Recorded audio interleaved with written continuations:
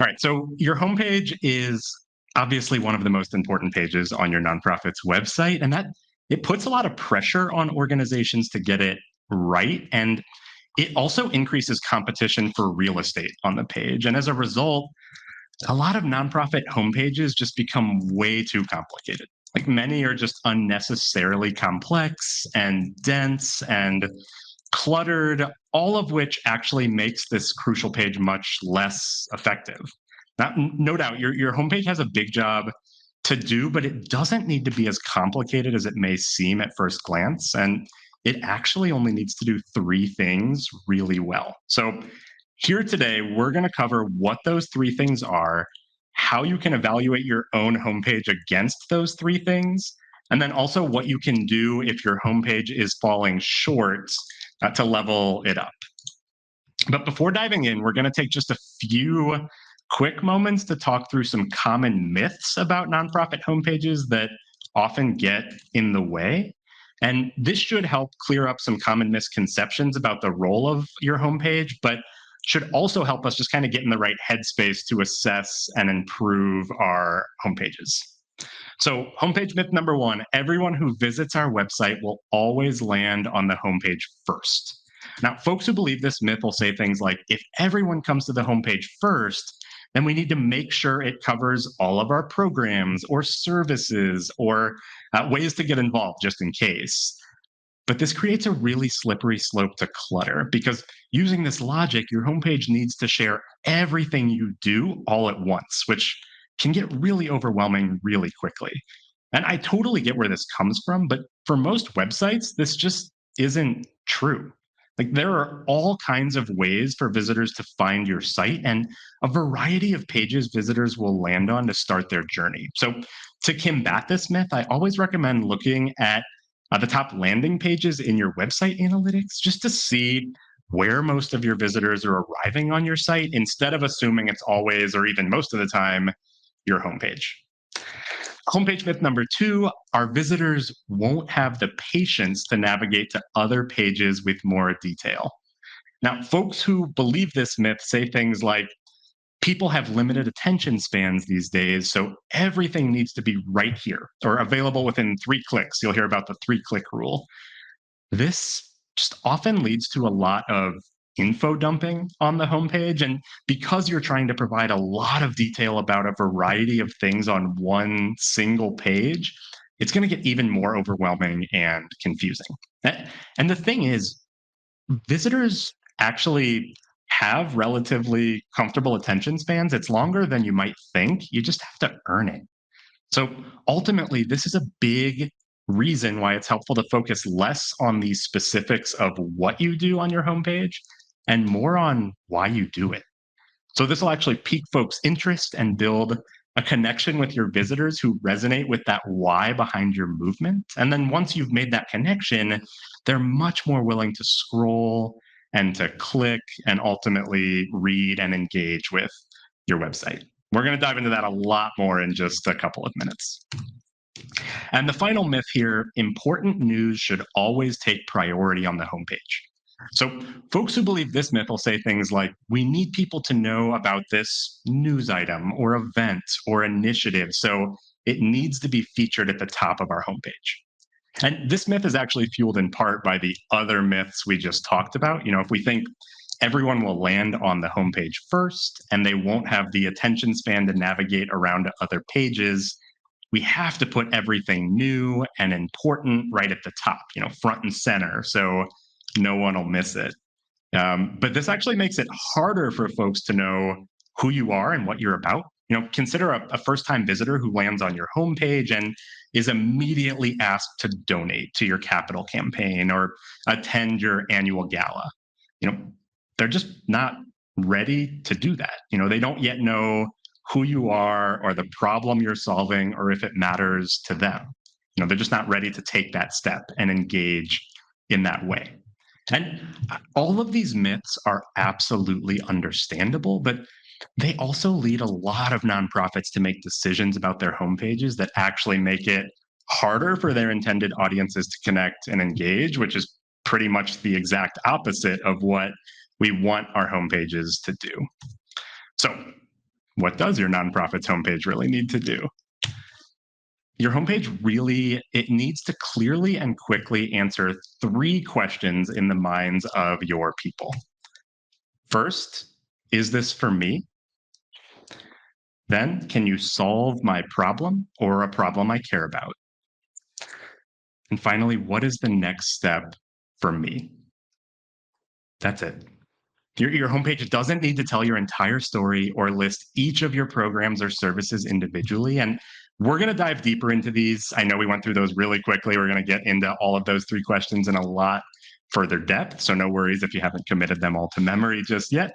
But if your homepage is doing its job, within a few seconds of landing on your homepage, your people should understand first that they're in the right place. Then you can be trusted to help them. And with that understanding, your visitors should know what step comes next in their journey with you. So it's really tempting to make our homepages a lot more complicated than that. But honestly, in most cases, simplifying your homepage will actually help you better engage your visitors. So that's actually why we often say, when in doubt, leave it out. Less is often more with a homepage. And if there's one thing you remember today, I would make it this: just when in doubt, leave it out. If you're on the fence as to whether or not something needs to be on the homepage, that's usually a pretty clear signal that maybe there's another way to find a better home for that around the site. So, again, those three questions we need to answer for visitors: is this for me? Can you solve my problem or a problem I care about? And what is the next step for me? So we're going to dive into those individually in a lot more detail.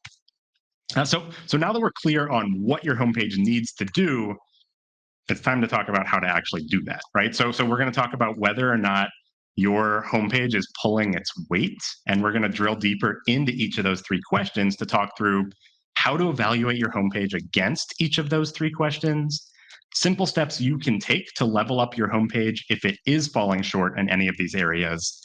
And we're going to share just a bunch of examples that you can use as inspiration for future updates. Some of the folks that are going to be used as examples are actually on the call, which is super cool.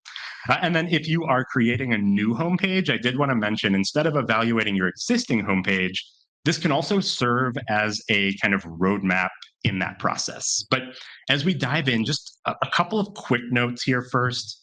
There is no one size fits all approach to homepage design. Like, every organization has different needs and goals and preferences and technical constraints that will influence how their homepage is structured.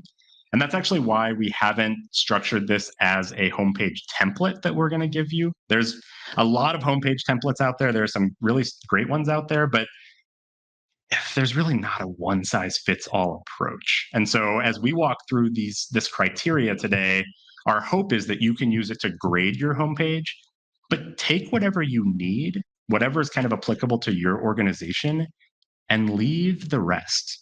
Because again, remember, when in doubt, leave it out. You're going to see the slide again. It's not the last time I'm going to say this, just as a spoiler alert for what's to come. So now what we're actually going to do is dive into evaluating our homepages. And as we do, we're going to share a link to a resource that you can download and use. We've called it the Nonprofit Website Homepage Rubric. And this is actually what we're going to talk through in the upcoming slides. So feel free to grab a copy. Nikki's going to drop a copy of both a Google Doc version and a PDF version in the chat. The Google Doc will actually be interactive, so you can check items off. So grab whichever version you prefer. You can work through it in real time if you would like to, or you can grab a copy later. We will make sure that you get a link. You can download it then and kind of work through it in conjunction with the recording, which we will also send your way. So whichever is best for you, feel free to work through it in that way. All right, so let's dive into the first question here. We're trying to answer this for our visitors. Is this for me? Am I in the right place? So how well does your homepage answer this first question? There are some key things to look for when evaluating that. And we're going to move through this pretty quickly, but don't worry, these things are all in that homepage rubric. And if you have any questions about any of them, feel free, drop that in the Q&A or reach out to us through email, through LinkedIn. We'll circle back to it after the presentation or in the coming days and make sure that you get answers as you're evaluating your own homepage. All right, so the first question in terms of answering, is this for me, for your visitors?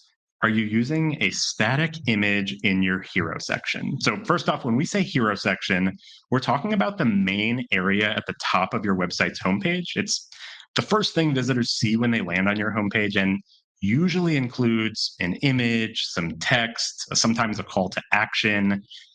Some homepages rely on videos that play automatically or a slider that rotates through a bunch of different slides. If that's happening on your homepage, you would check this one off.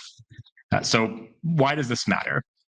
Static images are much less likely to distract or confuse your visitors than videos or sliders, which can be annoying and difficult to use, especially for folks with disabilities or people using assistive devices.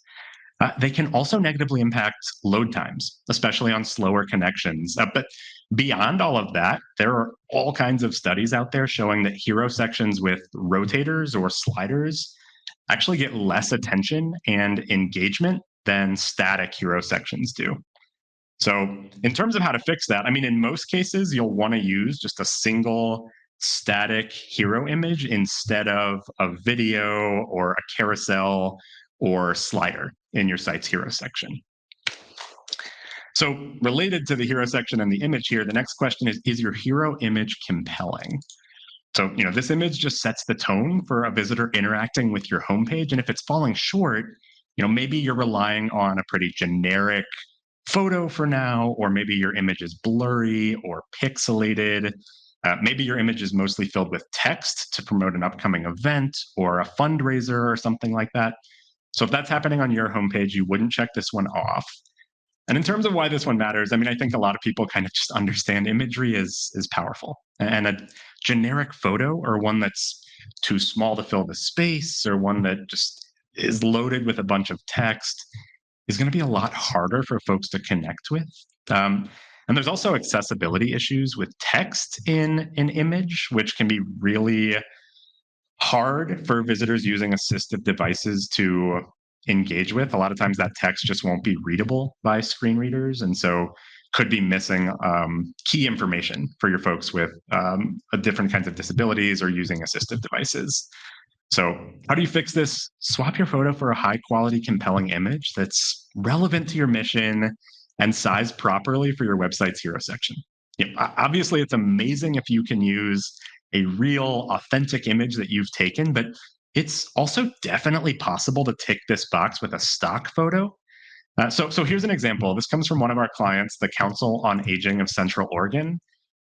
This photo just comes across as so heartwarming to me. It immediately makes me smile, but it also draws me in. This is exactly the way we want seniors in our community to feel. And if this is a cause that's near and dear to my heart, it's just going to get me to lean in and spend some time engaging. So this is a great, great image. All right, next is your one-liner quickly visible on the homepage. So this brief one-liner gives your audience some footing once they arrive on your homepage. It should be visible without scrolling, so they have the context they need to start to understand what you're up to and how you're different and why they would care. Again, we want them to answer that question, is this for me? So if yours is falling short, just try putting a compelling one-liner right in the hero section of your homepage if you can. Generally, in the hero section is going to be a better spot than putting it in your logo, which can get really small and hard to read. And then the other thing to consider is it's often a lot more difficult to update your logo than text on a homepage. So if possible, put that one-liner right in the hero section of your website's homepage. And staying on the one-liner train for just a moment, is your one-liner clear and brief? Your homepage visitors will lean heavily on your one-liner to get just a quick sense of why they should care about your cause. It really carries a lot of weight in how they experience the rest of your homepage. It's sort of that framing item that's going to help tee up their experience with the rest of the homepage. And being clear and being brief matter a whole lot more than being clever.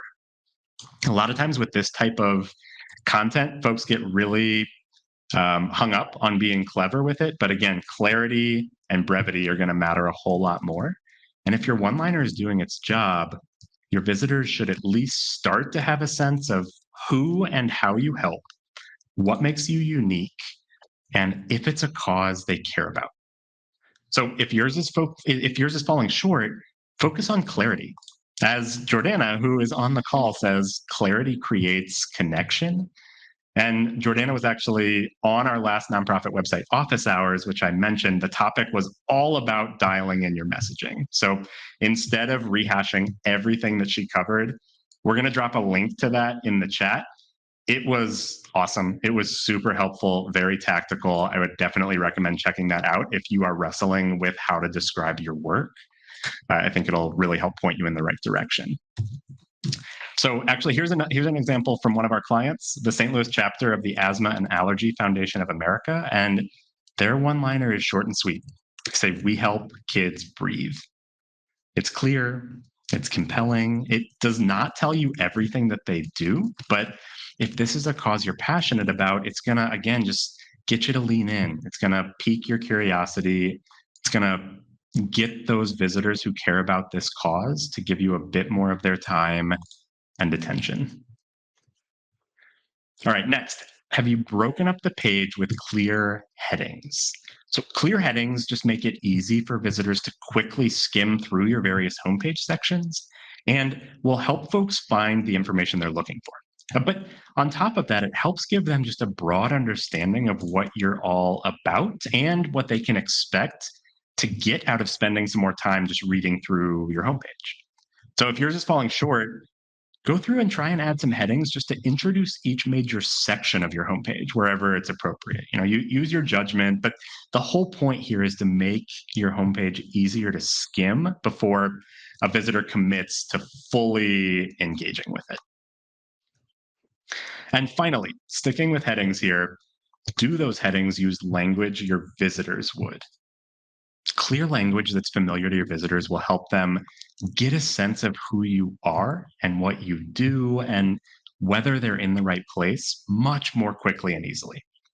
It's also much more likely to show visitors that you understand them, to make them feel welcomed and connected to your cause, which ultimately will help them feel like, yes, this is for me. I'm in the right place. And this applies to more than just your headings. Honestly, it applies to all of your content, but we're going to talk about that in just a couple of minutes. So if yours is falling short here, really just think like your audience instead of your internal staff.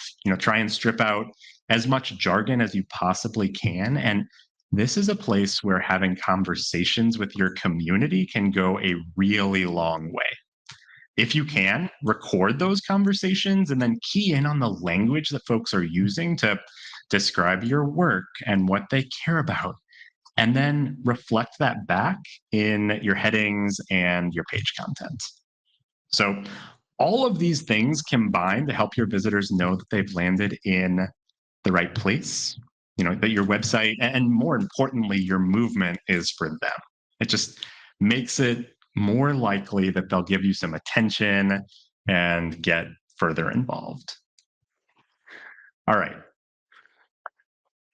So once folks know that they're in the right place, the next item they want to know is, can you solve my problem or a problem that I care about?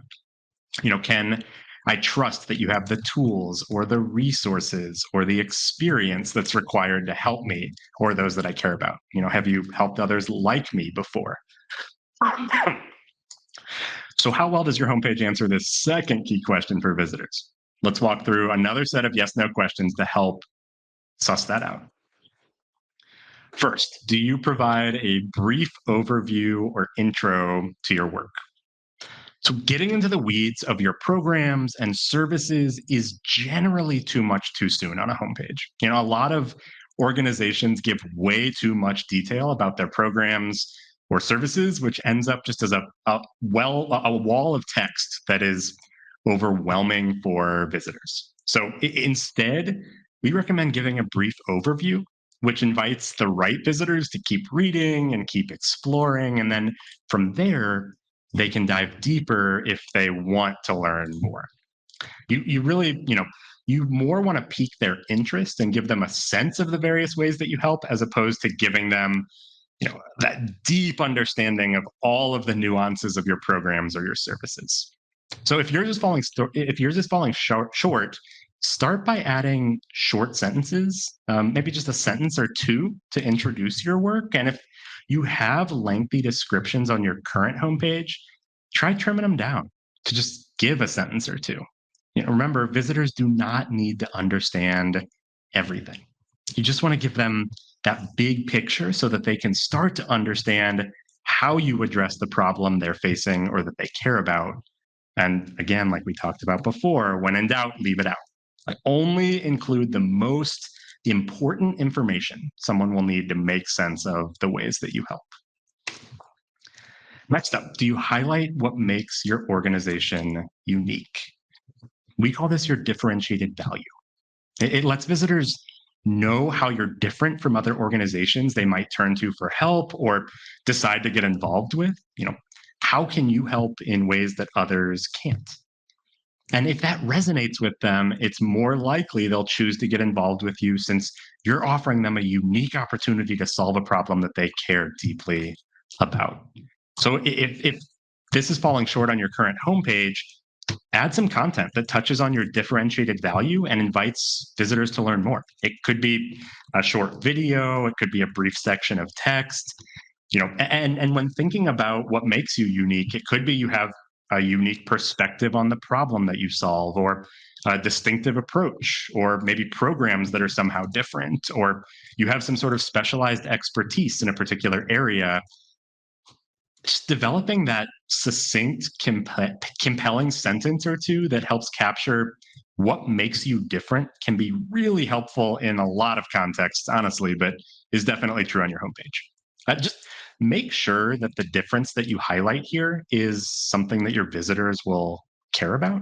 The key here is to make sure that it resonates with your people, the people that you want to attract. And if you don't know what your differentiated value is, this is another area where talking to your community can be a great way to uncover it. Say something like, there's a lot of ways you could solve this problem. Why'd you choose to get involved with us? And you may honestly be surprised by what you hear back, but it was clearly enough to motivate those folks to want to get involved with you. And chances are it could also be something that motivates a lot of folks that are like them to want to also get involved in the future. So if you're wrestling with your differentiated value, that's normally where I would recommend starting. So here's actually an example from one of our clients, Winthrop Rockefeller Institute, who I think is also joining us on Office Hours today.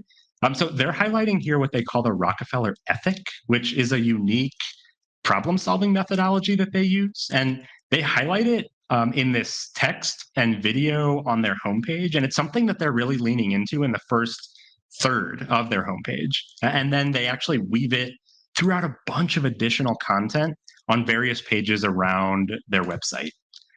It's not necessarily something that'll resonate with every single visitor, but that's okay, right? For folks who value diversity of opinion and are looking for innovative ways to solve long-standing issues they've historically struggled to solve, this could very well feel like that fresh, new approach that's worth exploring further, just that kind of thing that they've been looking for. This is the part of nonprofit website Office Hours where our internet cut out. That's right. Even though we are a tech company, we are not immune to technical difficulties. So I'm going to jump back into the part that we missed. So next up here, do you use language your audience would? So just like we talked about with our headings, it's just important to use the language your audience uses. It's a very clear sign for audience members that you understand them and what they're looking for. And plus, it just makes it a lot more likely that they will recognize the information they're looking for when they see it. So if your homepage is falling short, again, just do your best to listen to your community here, borrow their language, and then use the phrases and the terminology that they use. That's going to be your best bet here to make them feel recognized and show that you can solve their problem or a problem that they care about. And with that, we will jump back into the recording from Nonprofit Website Office Hours. Next up, do you share stats that demonstrate your impact?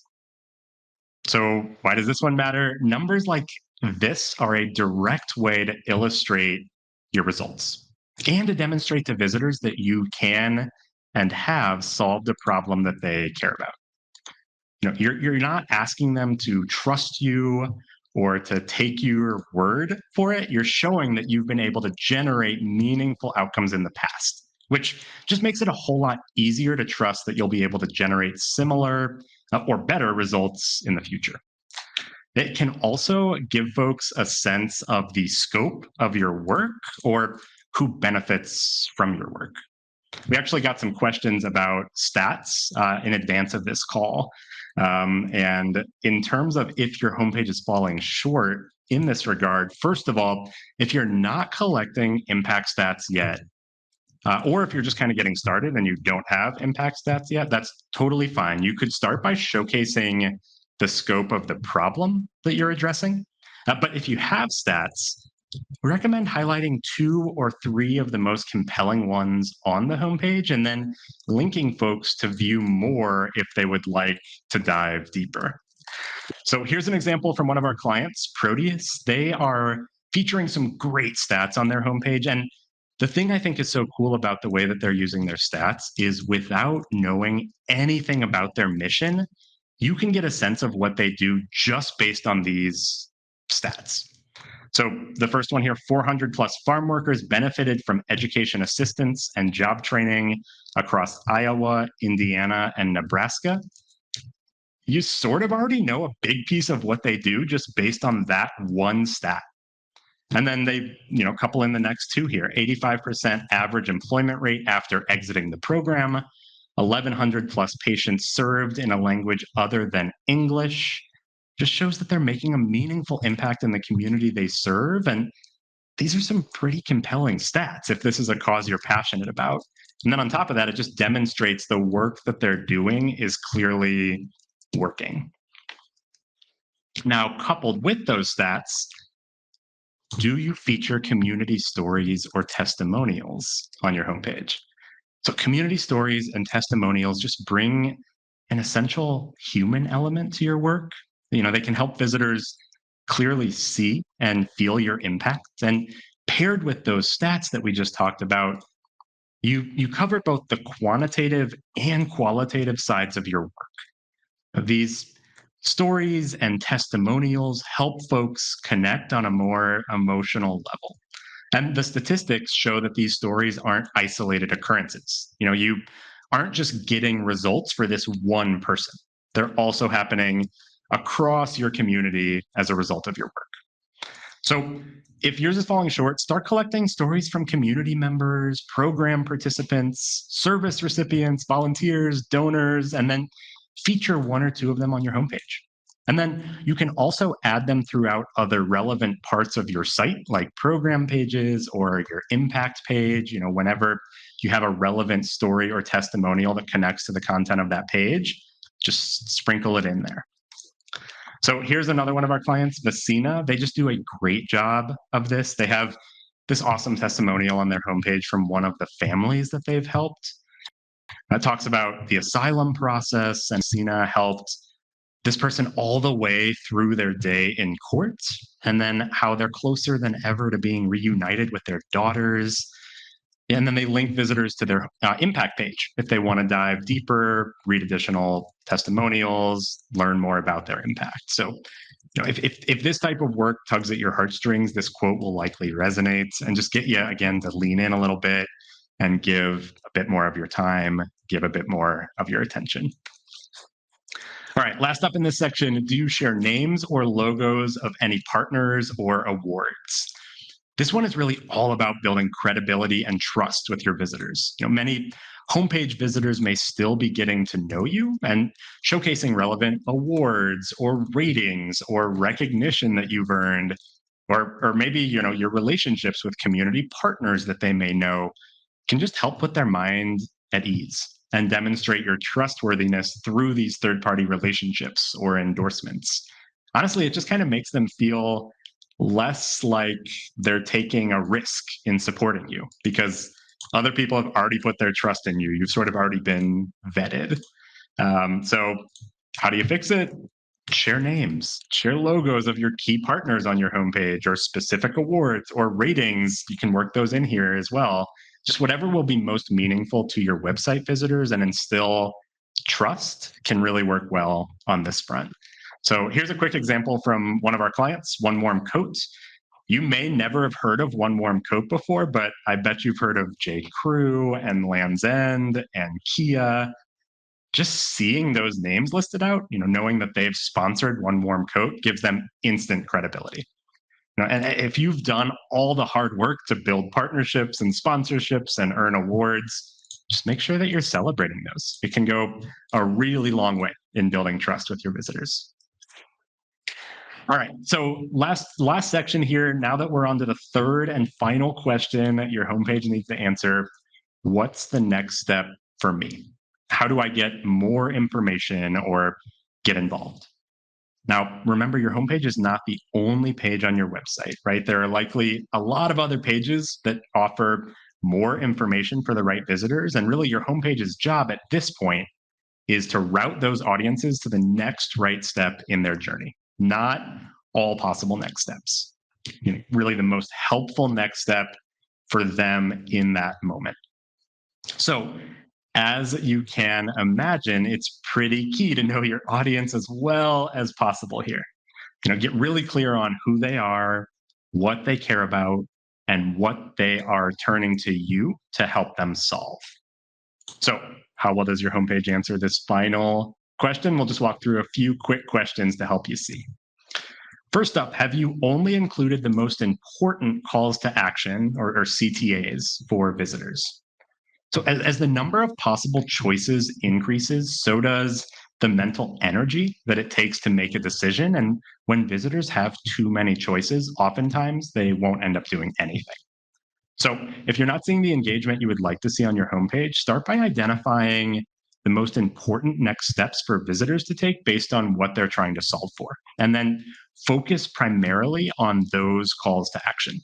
Now, want to just point out, we said focus on the most important next step for visitors, not necessarily the most important next step for your organization. There's likely a lot of overlap here, but the more you can think from your visitor's perspective, the better. And remember, this is not your only shot at getting a visitor to take a key action on your site. They can always use your website's navigation or calls to action within your pages if they're looking for a next step other than the ones that you've highlighted. Again, your goal is just to get them to continue their journey on your site, whatever that looks like for them. Next is the most important call to action for your primary audience prominently displayed. Now, it's fine to share a variety of calls to action and let visitors take the next step that's most relevant to them, but ultimately, if your most important call to action is buried too deep on the page or hidden among your other calls to action, it's going to be a lot harder for your people to find it. So again, if you're not seeing as much engagement, start by getting really clear on the most important call to action for your visitors and then prioritize it as much as you possibly can. So the way you do this will depend on the design of your homepage, but could include things like making it larger, giving it more space, calling more attention to it graphically. Could be through color or maybe the placement of the call to action. You just want to make sure that you're highlighting the most important next step and giving it a little bit more attention, a little bit more weight. So here's an example from another of our clients, Fun Texas Choice. You can see that Get Help button right away in the hero section of their homepage. So click here just lacks clarity. It does not give visitors clear enough information about what to expect when they click. And clear, active language is going to help your visitors become part of the action. Just make it more likely that they'll engage. And you want them to know what they'll find on the other side of that click. And then obviously you have to deliver on that once they click through. But if you're not seeing as many clicks as you would like, this can be just a quick item to clean up. Update the text that's used on your homepage buttons and links to provide enough context for visitors to know what they can expect on the other side of that click. So here are a few examples from our client, Mind's Eye Radio. So these 3 buttons here, I'll read them just in case they're a little hard to read here in the screen share. The first one says, listen to Mind's Eye Radio. The next says, find the next event. And the final one, play adaptive athletics.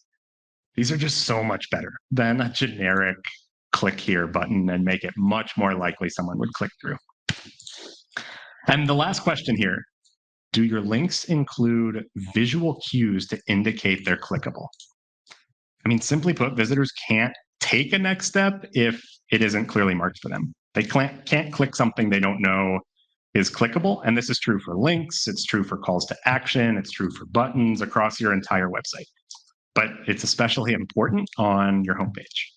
So if yours is falling short, make sure that your buttons and links are styled in a way that signals to visitors that they're clickable. Usually this will be doing things like underlining links in a color that contrasts with your standard text, adding a hover state or a rollover state to clickable elements like links and buttons, where when you mouse over those elements, the color or the style slightly changes just to signal to visitors that those elements are clickable. Now, as a note along these lines, we generally recommend you don't underline text that isn't clickable on your website, because that can be confusing to visitors, since generally underlining is a pretty common signal that text is, in fact, clickable.